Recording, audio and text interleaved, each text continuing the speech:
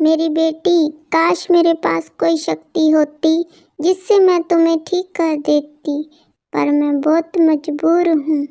मैं क्या करूँ? एक जंगल में लाडो और उसकी बेटी रहते थे। लाडो की बेटी का नाम मीनू था, जो कि जन्म से अंधी थी और देख नहीं सकती थी। और लाडो को उसकी बहुत चिंता रहती थी। लाडो जहाँ भी जाती थी वो अपनी बेटी को अपने साथ ही लेके जाती थी, क्योंकि बचपन में ही मीनू के पिता की मौत हो गई थी, जिस कारण लाडो ही मीनू के साथ रहती थी और उसका पालन करती थी। मीनू, मैं जंगल में से खाना लेने के लिए जा रही हूँ। तुम अपना ध्यान रखना और घर पर ही रहना। घर से बाहर मत निकलना, ठीक है? ठीक है मम्मा, तुमने जो कहा है मैं बिल्कुल वैसा ही करूँगी। मगर तुम जल्दी से घर आ जाना, क्योंकि मुझे घर पर अकेले रहकर बहुत डर लगता है। आप प्लीज जल्दी आ जाना। ठीक है मीनू, मैं अभी थोड़ी देर में वापस घर आ जाऊंगी। तुम बस अपना ध्यान रखना। कुछ समय के बाद मीनू बड़ी हो जाती है और लाडो की चिंता और भी बढ़ जाती है, क्योंकि उसको चिंता थी कि मीनू की शादी कैसे होगी, कौन करेगा उससे शादी, क्योंकि मीनू देख नहीं सकती थी। उसी जंगल में एक कालू कौआ रहता है, जो कि मीनू को मन ही मन चाहता है और उससे शादी करना चाहता है। लाडो को इस बात का पता था कि कालू मीनू को पसंद करता है और उससे शादी करना चाहता है, पर वो इस बात को लेकर चुप हो जाती है कि कोई एक अंधी लड़की से कैसे शादी कर सकता है। एक दिन लाडो हर रोज की तरह अपना घर का काम करने के बाद खाने की तलाश में जंगल को जाने लगती है, तो मौसम अचानक खराब हो जाता है। मीनू, मैं खाने की तलाश में जंगल में जा रही हूँ। तुम अपना ध्यान रखना, क्योंकि आज मौसम बहुत खराब है और शायद बारिश भी हो सकती है, इसलिए तुम घर के अंदर ही रहना। अम्मा, आप जल्दी से घर लौट आना। मुझे बारिश में अकेले रहने से डर लगता है, इसलिए जल्दी से घर आ जाना तुम।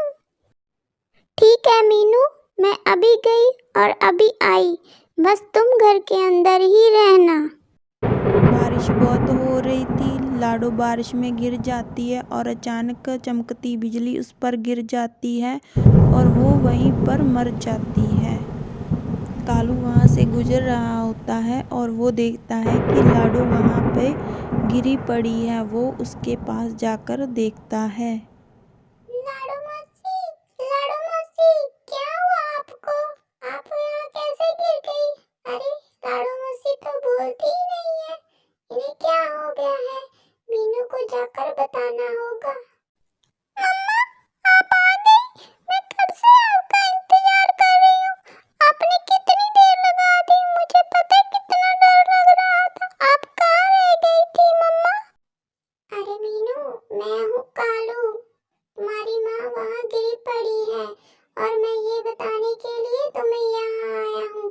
पता नहीं उन्हें क्या हो गया, चलो चलकर देखते हैं। नहीं नहीं, मेरी मम्मा को कुछ नहीं हो सकता। वो मर नहीं सकती। वो मुझे इस तरह अकेला नहीं छोड़ सकती।